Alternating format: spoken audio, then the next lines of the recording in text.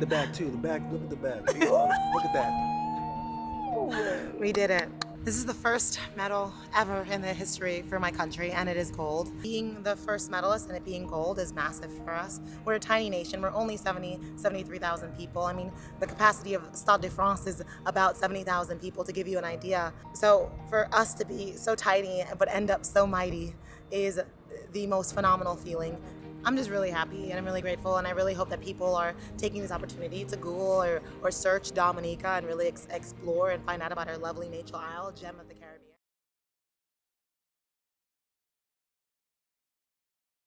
All right, hi, I'm Thea LaFond-Gadson. I am the Olympic champion in the women's triple jump at the Paris 2024 Games.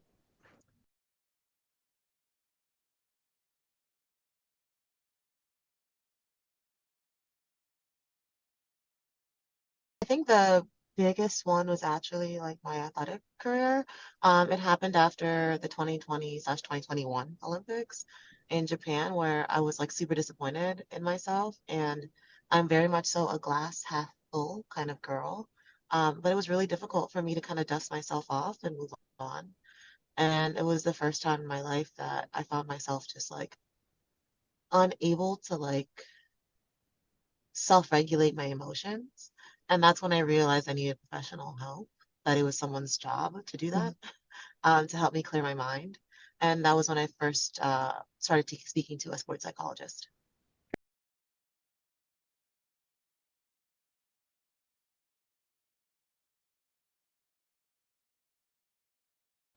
I think that um, it's something I prioritize from then on.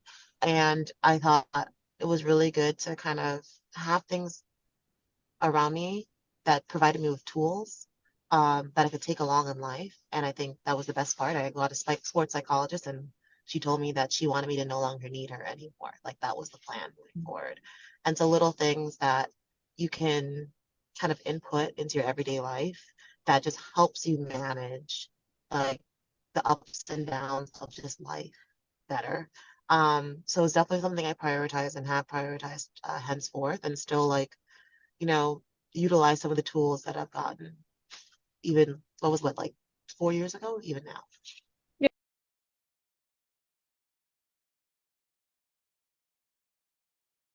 I think I one of the major ones was just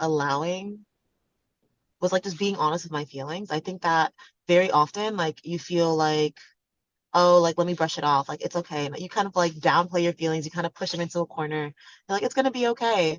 And even me being number one in the world in something, there are still days where I'm insecure or I'm unhappy. And I think before I would be like, oh, like it's okay, it doesn't matter. Like you have all this good stuff going for you. But the truth of the matter is it does matter. It's your life. You're allowed to feel things. And most importantly, it's okay to not be okay, but it's not okay to stay that way. So that was like the biggest takeaway from it, excuse me. But just utilizing my village, people around me, talking to someone and not being afraid to kind of feel like a burden sometimes. That was always my fear. Um, but I think that was a big one. It's literally acknowledging my feelings and actually working through them or talking through them, and to not being afraid to lean on someone when I need help.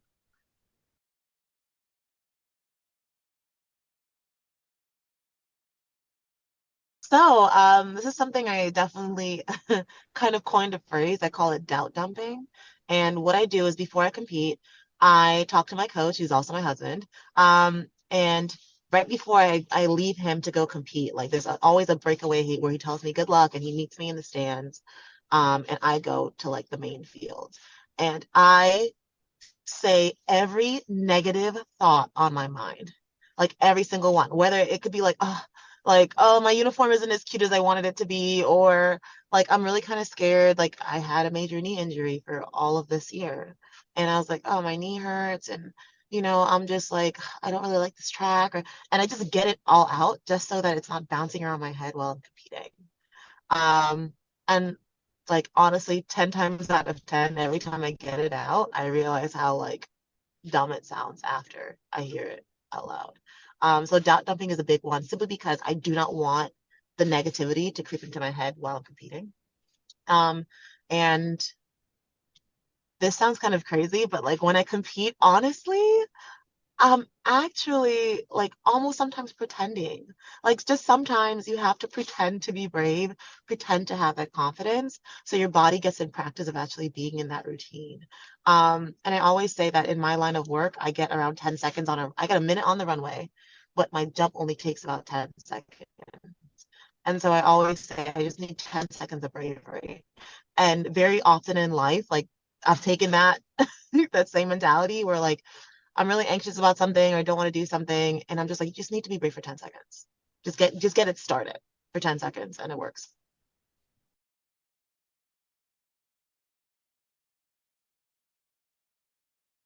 I like a good read. I love reading, I really do. But if we're talking specifically about like the demographic that you're reaching out to, this is what I actually tell them. My way to unwind is TikTok.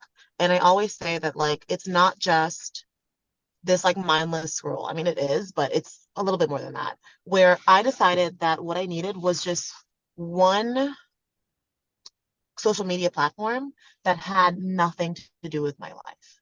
Absolutely nothing. Like I would go on threads and like see tweets from all the athletes I follow. Instagram is all my sport, all like everything I'm around most of the time. But TikTok, very rarely does any track and field or any sports anything come on that feed. And it was something I decided to do just because I wanted a more realistic escape.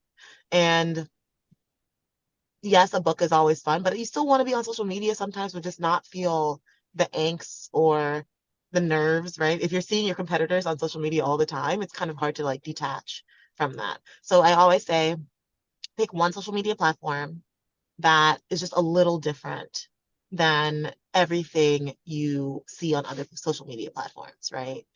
And TikTok was my choice because it was the easiest for me to curate because you can just ignore and your algorithm will like kick in. So there's hardly any sports on my TikTok whatsoever. Unless, Olympics, when I was literally in the Olympic Village, you can't hide from that, a little bit of that. But even then, I would just like watch the Olympic Village tours, like come with me to explore the Olympic Village. And other than that, I wasn't seeing anything else.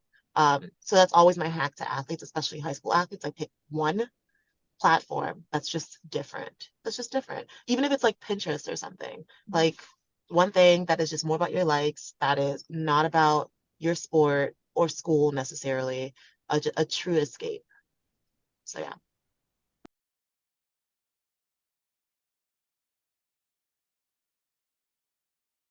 I would say lean on your village. I've always been like the strong friend, and in the last couple of years, like I've just been like, yo, like I need to vent. Can I please vent? Or I just need a shoulder to lean on. Like I don't even want the advice. I just want someone to listen. And that has was like a game changer for me, certainly. Um, so I think that'd be it. Lean on your village. Find your village, even if it's just one person. If your village is one person, find them.